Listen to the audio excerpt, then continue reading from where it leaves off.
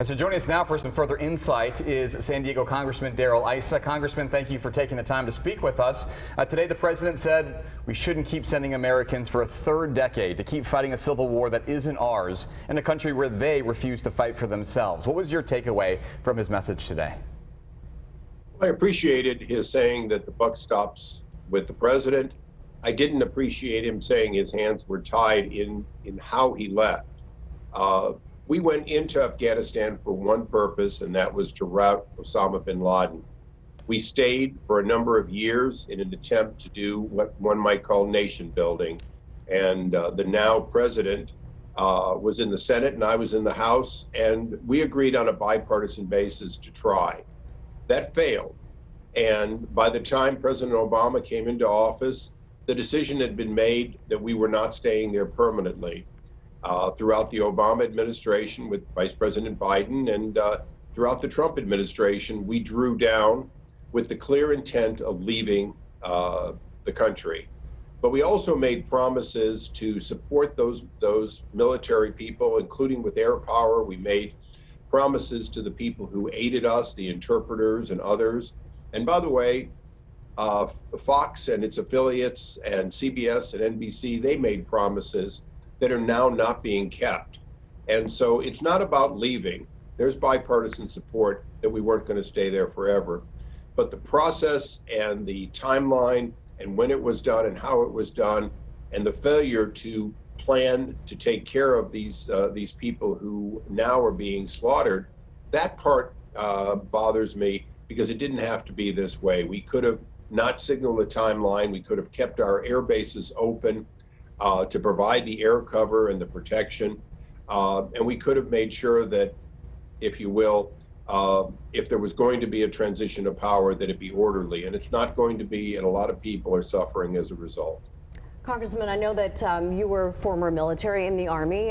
If you were in charge today, what would have been done differently? Well, I think the important thing is actually what I would say to my fellow veterans.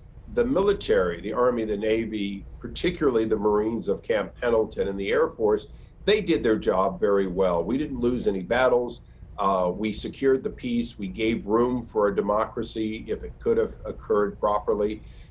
So I think that from a military standpoint, a little bit like Vietnam, this was not a military failure. This was a political failure in the end. If the military had been allowed to provide the kind of cover and transition, it would have been different. If the politicians had renegotiated, if they were going to turn it over to the Taliban, to turn it over in an orderly fashion.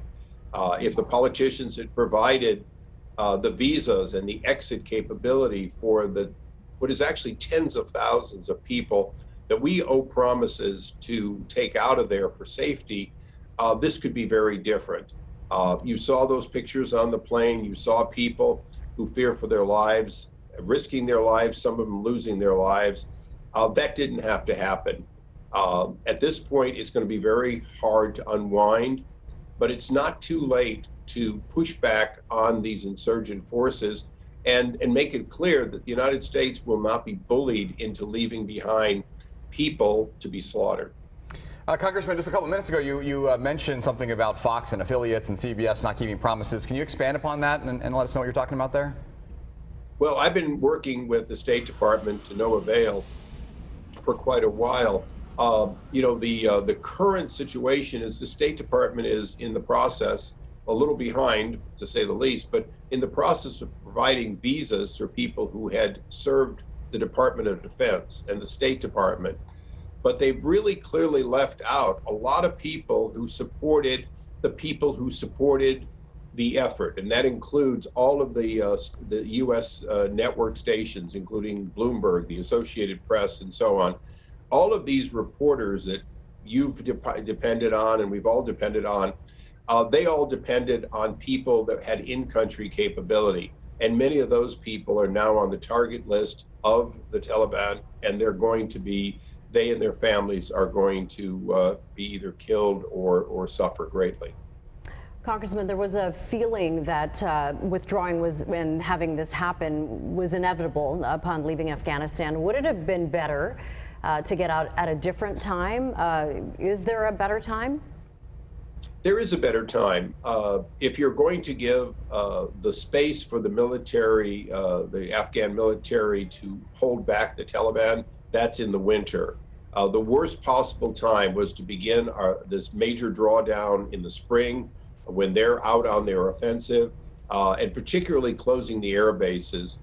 I think every American understands that air superiority in Iraq and Afghanistan made the difference in our men and women's ability to provide space and to do so comparatively safely. And I say comparatively because we've lost thousands of lives in these conflicts.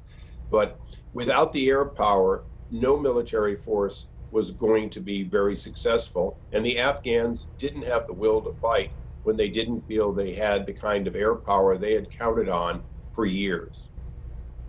Congressman, we've had 4 presidents now oversee this war: President Bush, President Obama, President Trump, now President Biden. Probably arguments could be made any of them could have handled the situation better. How do you think the previous presidents, including President Biden, would have or should have handled the situation differently? Boy, that's a tough one. The best way to put it is we made a serious miscalculation under George W. Bush by going in and beginning and getting sucked into nation building. We should have and could have limited our intrusion to what it would take to rout Osama bin Laden and his allies. That certainly wasn't going to allow us to give a generation of young boys and girls particularly a different life and a different opportunity. But that was where the mission creep occurred. And under George W. Bush, we began doing nation building, put in huge amounts of money, and created a fairly permanent position. By the time President Obama came in, he'd made the decision that we weren't staying there forever and began unwinding some of that. But it's a lot harder to unwind nation building in any nation, but particularly a very poor one. And this is really a lesson that you can't necessarily change a nation overnight, and perhaps we should not try. That's a very tough lesson. It's been a tough lesson on the Afghans. Afghanistan's going to go back to being a very poor nation. It's going to go back to being one of the major exporters of the poppies that create heroin. It's going to go back to being a country where women have very little or no rights, and where children do not get the kind of education they've been getting. All of that is going to happen now. But I would agree with many people that some of it was inevitable. And when you look at $1 trillion, over and above the human cost of our men and women who have served there, that $1 trillion could have been used to compete with China for the hearts and minds of the entire world. The Belt and Road project that the Chinese have well underway has spent much less than $1 trillion and done much more in Africa and other countries. And so, excuse me, when I go back, I've had both my shots, by the way, when I go back with Sarah Jacobs and Juan Vargas and myself, we all serve on the Foreign Affairs Committee. That's going to be a big topic is, you know, with the kinds of budgets we've spent in the past, have we spent it well enough? And are we going to prevent $1 trillion from accomplishing nothing when we can and should be competing to make a better world in lots of countries around the world?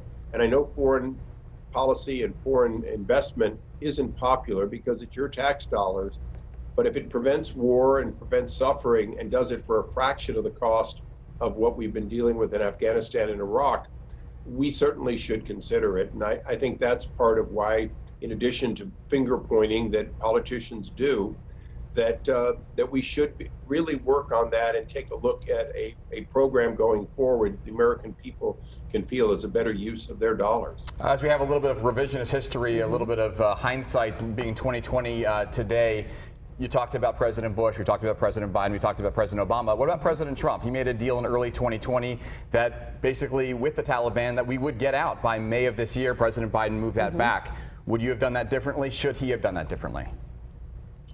Well, I don't believe in timelines. I do believe in thresholds of an agreement. the Taliban could have in fact made an agreement, but time and time again they weren't keeping the agreement. So personally, I would not have agreed to a timeline. I would have agreed to stages. And if those staged accomplishments are met by both sides, then you take the next step. If they're not, then the timeline would shift. I think that's important in any negotiation is you do this, I'll do this.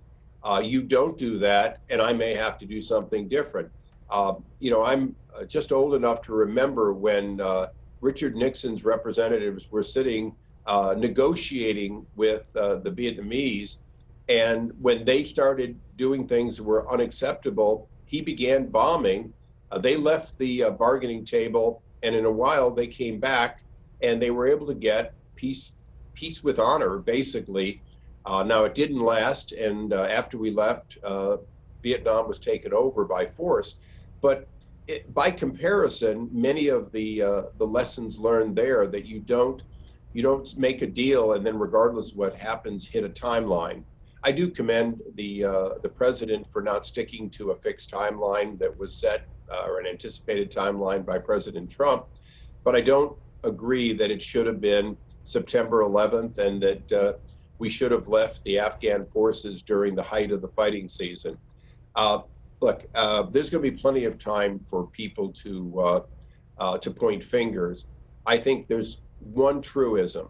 The men and women of the military did everything right. They won this war. They gave their treasure to the best of their ability, and they did their job.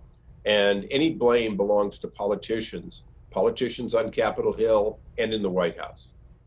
You know, we appreciate your time, and obviously all of us watching it very closely as you are. Congressman Darrell Issa, thank you so much for joining us today. Of course. Thanks, Congressman.